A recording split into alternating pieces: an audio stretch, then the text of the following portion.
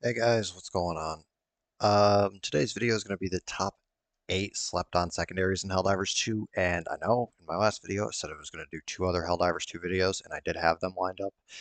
But over the course of recording this video's background gameplay, which you should be seeing momentarily, I got a little fed up with the game and some of the glitches and some of the new changes, and now I just don't want to play it. So this will be the last Helldivers video I do for a while. Not that anybody actually gives a shit. I just figured I'd share. Coming in at number 8, though, I will not drain the video any longer. Number 8, the P2 Peacemaker. Sporting a 15-shot magazine, each doing 100 damage a shot. Our one-handed light pen, rapid fire, basic sidearm is better than a lot of people think for a starting sidearm, honestly. And I encourage more people to use it just a bit more.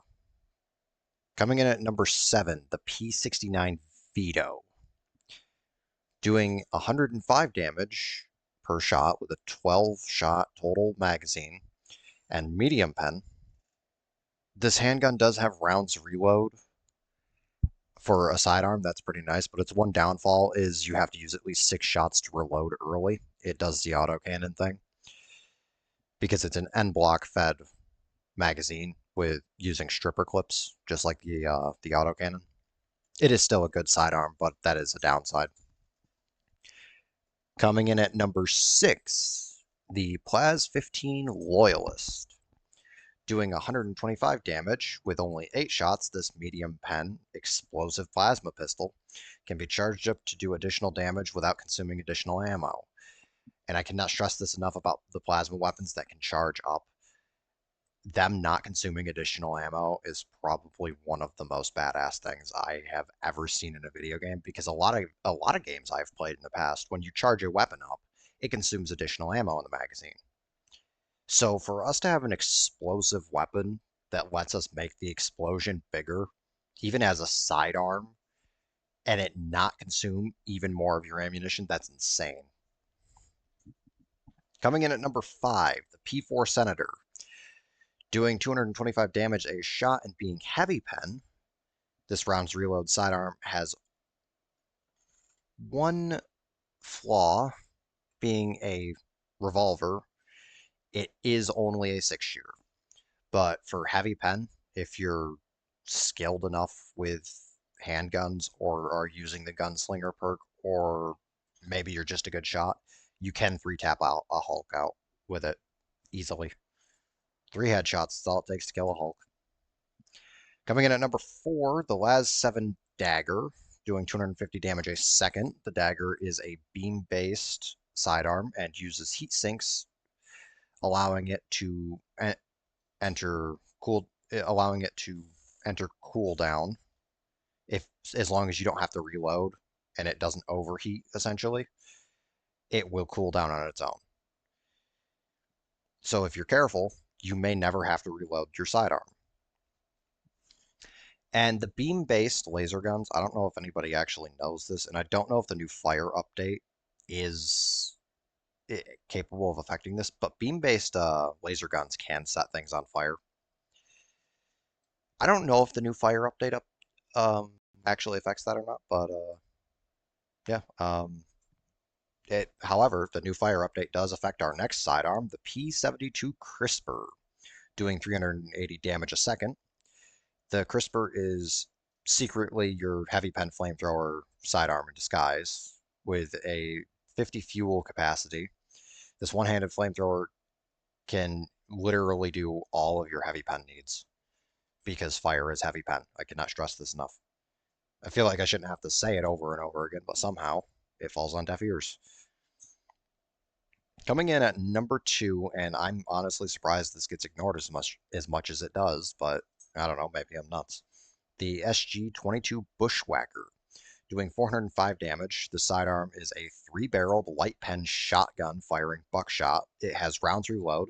You can set it to fire 1 barrel or all 3 barrels at once for massive damage output. Like with the variable, if you set it to firing all 3, it doesn't change its armor penetration level. but it will absolutely do way more damage because you're firing 3 shotgun shells doing 405 damage each, which is insane. And coming in at number 1, the P19 Redeemer doing 70 damage a shot with a 31 shot magazine. This automatic pistol being light pen doesn't matter if you can handle its recoil, and if you can't, set it to semi-automatic and use its capacity to your advantage. This is probably one of our best sidearms for so many reasons. It's got a decent enough damage value with 31 shots a magazine, and it carries 5 total magazines. This is really, really good. And using it on semi-automatic is not a sin. I know because it's an automatic pistol, you don't want to do that, but you might actually want to do that if you're not using a perk like Gunslinger. Anyway, that's all I got, but I need to make this video at least 10 minutes long, so uh, basically, in terms of why I'm fed up with the game, while filming the background video that you're watching right now while I just talk so you don't have to stare at a Helldiver the entire time, I died 3 times on a D3, which at least 2 of those deaths were kind of my fault, but one of them absolutely wasn't. So I'll actually show the death that I'm talking about. I fired the autocannon on flak, right? And I've done this 1,000 times before. I suddenly exploded. Now the autocannon doesn't self-detonate. I was able to respawn, and again, I'm going to show this, and you could see me pick up my autocannon. I just suddenly exploded. I wasn't at a range where this could have killed me in one shot. I would have taken damage, yes, but I don't think this would have killed me in one shot. Maybe I'm wrong. And during the course of filming this, I had the autocannon do another weird glitchy thing where I was firing at, and I'll show this one too. I was firing at a large fabricator, and the shots were detonating against an invisible collision midway to hitting the target. So I ended up wasting 7 or 8 rounds, which with the autocannon, not a big deal, but you know, it's one of those glitches. And while filming this, and this one really pissed me off, the oxygenator perk has killed medium armor's stamina value. Our stamina drains in probably 10 to 15 seconds completely while consistently sprinting now while you're wearing medium armor. I don't even want to know what it is for heavy armor. It's just one more reason why I hate the oxygenator perk. It was always, since it's come out, I've been pretty harsh on it, but now I'm just going to be even harsher because that's pissing me off. Like, thanks Arrowhead for tanking our stamina across the board, all because you wanted to put a dumb armor passive in the game. It's just I'm not a huge fan, honestly. The newest Warbond, I did unlock it and completely finish it, and I like the disposable machine gun. I like the missile pistol. I'm not a huge mech fan, but I can appreciate the mechs were cheap on the Warbond. I know that was a hot button issue before it came out, was that there were going to be mechs in the Warbond. They could have easily made the mechs 110 medals apiece. Okay, let's just be grateful they didn't. The Gallant, I didn't like. It is a shameless redo of a weapon that half the fleet already had, given medium pen and the identical damage to the Liberator Penetrator. It, it's a reskinned knight with different values. Like, no. And I mean, you've heard my opinions on the new armor passive already. I cannot stress enough how much I hate it. I don't really have much else to say beyond that. Like, yeah, I'm not the greatest at video games, and I'm free to admit that, but the glitches are now getting completely out of hand, and I don't blame Arrowhead fully for not being able to commit to fixing glitches.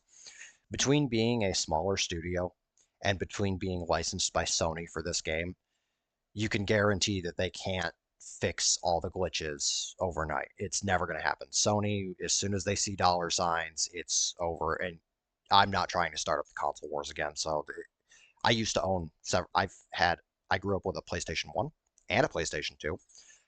I didn't ever have the 3, which is disappointing, believe it or not. I had the 4, and I gave away my 5 not long after I think about a year into Helldivers lifespan, I gave up my PS5 because I didn't use it. I have 70 plus games on my Xbox and 7 on the PS5. Like, no competition right there. That's not Sony's fault. That's my fault. But